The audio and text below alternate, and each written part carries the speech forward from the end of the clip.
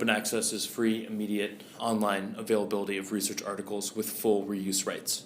This is about, first of all, making all this content available for anyone, wherever they are in the world, to read and access and build upon, so people can do interesting things and work in new ways with the material to really make the research literature much more valuable.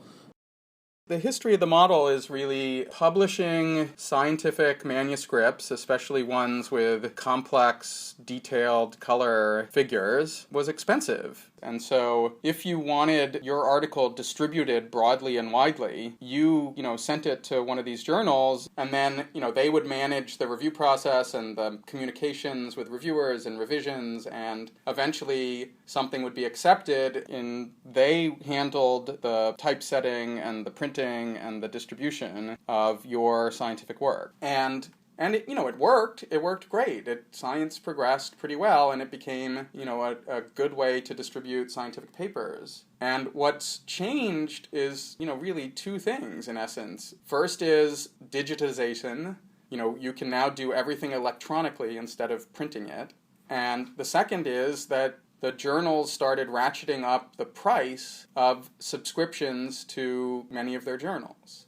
And so those two things came sort of to a head where it's become almost the theater of the absurd with the amount that some journals want libraries to pay to subscribe to the journal. Research has shown that journal prices have actually outpaced inflation by over 250% over the past 30 years. There are over 15 entire academic disciplines where the average price for one journal is over $1,000 for one subscription for 1 year. Yeah, in chemistry, the average title is $4,227, and physics $3,649, and it even goes down into like agriculture is still over $1,000, and geology and botany all over $1,000. And those are just the averages. Those aren't like the way out there. So there's a journal called Tetrahedron that's $40,000. The journals aren't producing the material. The journals don't employ the people who write the papers. They don't even employ the people who review the papers. And it doesn't make a lot of sense in terms of what science is supposed to be about. It's supposed to be about discovering new things and spreading that knowledge around. It's so irrational to think that these scientists like me are paid by the government to do research and to discover things and distribute that. And then, 2 years of work by 20 people is going to be compressed into a paper and then not made available to people. It just doesn't make any sense. Yeah, so I think this problem of access to research is one that people run into all the time, but it's not one that they sort of realize. I know when I was a student, whenever I would be doing research and come across a great abstract and not have access to it, I just sort of moved on and thought, well, this is the way it is. I didn't really realize that there was a system behind this, that was causing me to not have access. And I think students' educations literally depend on access to the journal literature. Professors can only teach what they have access to.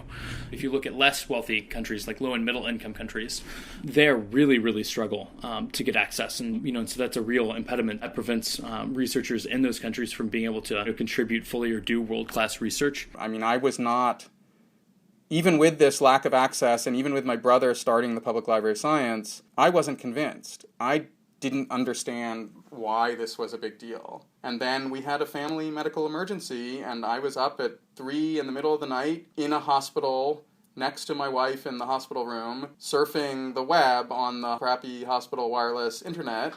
And I was trying to find out information about a particular medical treatment, and I couldn't get access to the damn papers. And our doctors didn't know the answer to these particular questions, and we needed to decide about what to do with this medical treatment. And here I was, a trained scientist, with the ability to read and interpret and understand many of these papers, and I couldn't get them. And that was the moment for me. I was like, you've got to be kidding me.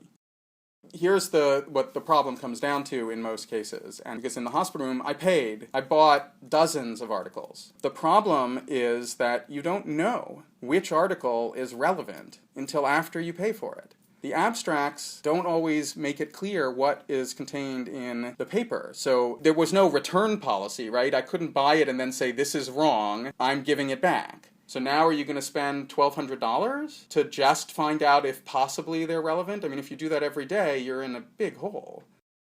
I'm not some communist saying everything should be free and, I don't believe in corporations. Nobody is saying that publishing is free. What people are saying is that we need to work on models where the government that is already paying for the research and is then paying for the subscriptions and is then paying for the indirect costs for the libraries. I mean, in the end, taxpayers and the government are paying for this. So why can't we do it in a way where the knowledge is distributed broadly as opposed to the knowledge is restricted? So there are two components of open access. The first is that articles are available for free to read so that you don't hit that paywall when you click to read the full text. But the second part of the definition that's every bit as important is that the articles come with full reuse rights so that scientists and researchers can build an entire new tier of tools on top of the research literature. And those new tools can interact with these articles, right? They can mine the articles, they can find relationships, they can find snippets of genetic code that are mentioned in multiple papers or different phrases or concepts that are referenced in a biology paper and a chemistry paper, that individual researchers would never be able to uncover because they can't read this many articles. So if you actually wanted to do that, you couldn't because you'd have to negotiate individual rights with every single publisher in order to do that.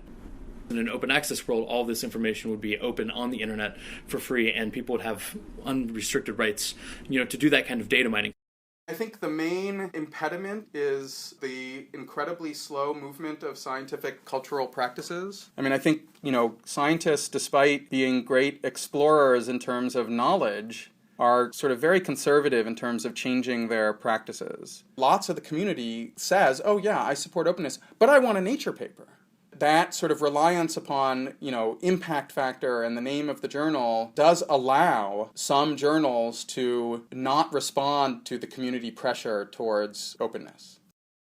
The scientific publishing model that we have now, there's no evidence that it is optimal. We need to experiment with all sorts of different scientific publishing systems.